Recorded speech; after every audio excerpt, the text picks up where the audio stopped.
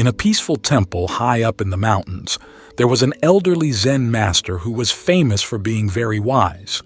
A young man who was overwhelmed by negative feelings and troubled went to him for help.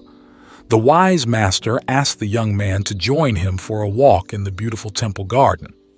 As they strolled among the flowers and trees, the master shared 6 ways to deal with negative feelings. Number 1. The river's flow. The Zen master pointed to a river and said, "Just as a river keeps moving forward, your feelings should also keep moving. Don't hold them back. If you let them out, they will eventually become calm and peaceful like a quiet sea." By hearing this, the young man learned that it's important to let his feelings come out instead of keeping them inside. Number 2. The tree's leaves. The Zen master showed the young man a tree and said, "Every year, the tree loses its leaves and stands without any cover against the chilly air. But then, after some time, it grows new leaves again. Your feelings are like the leaves of the tree. You need to let go of the old ones, and fresh ones will come to take their place." Hearing this, the young man understood that it's okay for feelings to change, and that he should be open to letting new feelings come just like new leaves. Number 3. The mountain stillness.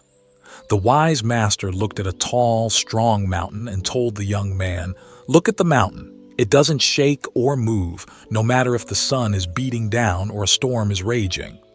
You should try to be like that mountain. Just watch your feelings come and go, but don't let them shake you. Stand firm and you'll discover a new kind of strength within you." The young man learned from this that being calm and not reacting right away to his feelings could give him a new kind of strength. Number 4. The sky's expanse. The Zen master waved his hand towards the wide open sky and explained to the young man, "The sky doesn't get to pick which clouds float by. It can be a home to both stormy and sunny weather. If you can accept your feelings without thinking if they are good or bad, your heart will be as open and big as the sky." The young man learned from this that it's important to accept all of his feelings without deciding if they're right or wrong. Number 5. The ocean's depths. The Zen master spoke about the ocean, saying, "The ocean is very deep, and what you see on top is just a tiny part of it. In the same way, the feelings you have right now are just a small part of who you are.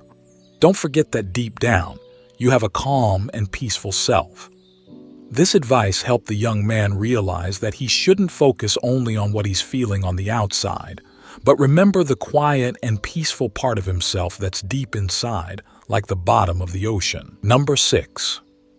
The path's endurance. The Zen master then talked about the path they were walking on. He said, "This path gets walked on a lot and it keeps going despite all the steps. You should let your feelings come and go just like the footsteps on the path, but always keep going forward." From this, the young man understood that he should keep on going no matter what, just like the path does, even when many feelings come up. This taught him to keep trying and not give up. Each of these ways was not just a method but a living truth within the stories and quotes the master shared. Over time, young man learned to manage his negative feelings with Zen master's 6-step process. The young man, enlightened, returned to his duties with a heart lighter and a spirit more resilient, ready to face life's ebb and flow with a new understanding. The Zen master smiled, knowing his words were simple, yet they held the depth of the sky, the resilience of the mountain, the acceptance of the tree, the endurance of the path, the flow of the river, and the calm of the ocean. Zen master's story teaches us that negative feelings are a part of life, and while we can't avoid them, we can control how we respond.